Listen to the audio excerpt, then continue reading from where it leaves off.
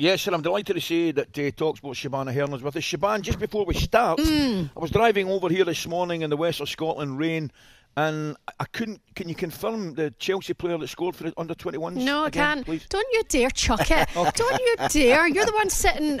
You're lucky you got to Arnold Clark today when you're giving it Arnold Clarnold half the time. So, no, I will not. And I've just done a guess at Django as well. I kind of went haywire, that one. I've just done a guess at that. And what was the other one you just said there? The famous one with the Uma Thurman? It was just where you got that one wrong. Kill Bill. Oh no, I got them right. Kill Bill. Kill Bill. Bill Kill. So how are you getting on? Yeah, very well, thank you. Not bad at all. Listen, you were talking about feeling old. I'll give you another story inside the papers to make you feel a little bit older in just a second. But a lot of focused on the youngsters on the back pages of the papers today. The Sun saved by the bell. Hero Jude, we're ready for the Euros.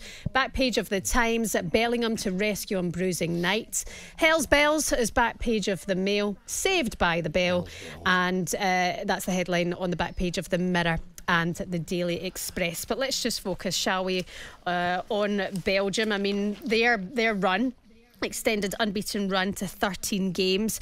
Do you think this was an underestimated game that England were going into, or do you think it's just a friendly and that shouldn't be the focus? Shebahn, I don't think England would have underestimated. I think when you look at some of those Belgian boys that are playing last night, there's a lot of pedigree there. It's not the star-studded Belgian team when it was De Bruyne and Eden Hazard, of course, etc. But nonetheless, there's still a team to be respected. I mean, they had some qualifying campaign. They didn't lose a game, did they? Tremendous. They had an incredible qualifying campaign. So of course, I don't think anyone in the England camp would have taken them lightly last night whatsoever. But no and even though England dominated the ball, Shebahn, they still look very dangerous. And the second goal, I mean, the ball from Lukaku was unbelievable for Tielemans. I thought that must have been the pass of the night. Oh, definitely. Outside the left foot, absolutely taking out the goalkeeper in behind the brilliant ball. Yeah. Absolutely brilliant ball. I don't think they would underestimate him at all, Shebahn. I just think, I'll be honest here, it was interesting to see the reaction when the goal went in, because you could see it meant a lot to certainly Bellingham, certainly meant a lot to Southgate as well. Yeah. Because it probably saved them a little bit of hassle in the post-match press conferences, right, to be honest with you. I don't think, Shebahn, it was and that's coming from a Scotsman that's just watched his side, lose 5 goals in 2 games and not score. I'm effectively not overly concerned about either performances from England or Scotland. I think obviously bigger fish to fry in the summer. Let's focus on Wales. I just feel so sorry for them this morning. Back page of the Mirror, sad Dragons are pole-axed. Dragons in agony is the back page of the Express, and the Mirror going for penalty woe sinks Wales. Martin Blackburn written inside the Sun today. It was the first time they have ever been in a penalty shootout, and this morning they were probably hoping it'll be their last.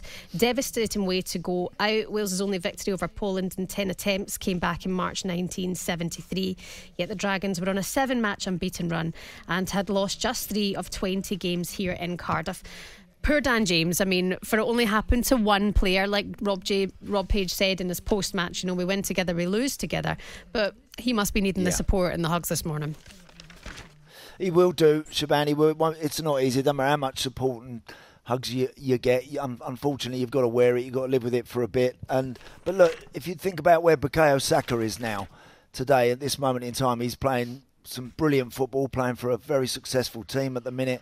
And whenever he plays for England, he's always such a great player. He's experienced that. He's been through it. Yep. And you just time, unfortunately, you'll come out the other side, and that's all Dan can do. Very, very quickly, Ali, Brad to worse is inside the Sun today. Connor the hero as Robocop's injury. Of course, Scotland losing at home to Northern Ireland in that friendly, but Liverpool's title hopes took a blow. Andy Robertson limping off after Cop pal Connor Bradley banged in the winner.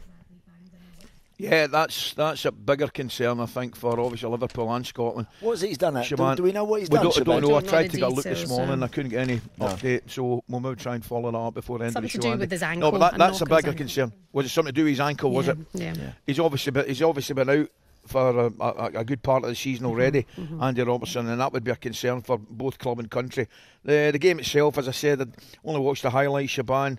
It was kind of poor. When I say it was a poor goal to lose, it was a brilliant finish from Connor Bradley, I'll tell you that. Yeah. I think Nathan Patterson tries to flick one round the corner into an area he probably shouldn't. In his own box. Yeah, in his own box. Yep. Intercepted and brilliantly finished. You know, and a good result for Northern Ireland. Congratulations to them. But as I said, Stevie Clark and indeed Jurgen Klopp will be more concerned, I think, like you mentioned there, and that would be to the injury to Andy Robertson. talkSPORT Breakfast, waking you up Monday to Friday morning from 6 a.m. on AM, on DAB, via the talkSPORT app and on your smart speaker. talkSPORT.